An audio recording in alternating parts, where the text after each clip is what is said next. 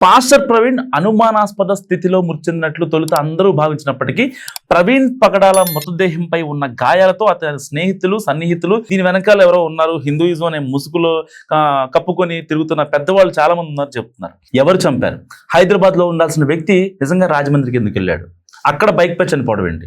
నిజంగా ఆయన call list పై కానీ ఇటు రాజకీయం కూడా టర్న్ తీసుకుంటుంది. ఎందుకంటే కాల్ లిస్ట్ వన్స్ బయటకు వచ్చాక దాంట్లో లాస్ట్ కాల్ ఎవరితో మాట్లాడాడు, ఎవరెవరు ఉన్నారు, ఏంటి, హిందూయిజం అని చెప్పుకునే ముసుగులో ఇంకెవరన్నా పెద్ద పెద్ద వాళ్ళు ఉన్నారా అనేది కూడా మరికొద్ది గంటల్లో మీడియా ముందుకు రాబోతుంది.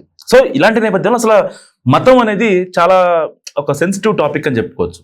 ఎందుకంటే ఎవరికైనా వాళ్ళ మతమే గొప్ప, వాళ్ళ దేవుడు గొప్ప. సో ఇలాంటి నేపథ్యంలో మీ దేవుడు గొప్ప కాదు, మా దేవుడే గొప్ప అని ఒక ఈగోయిస్టిక్ ఫీలింగ్ ఎక్కడైతే వస్తుందో అక్కడే స్టార్ట్ అవుతుంది ఈ గొడవలు.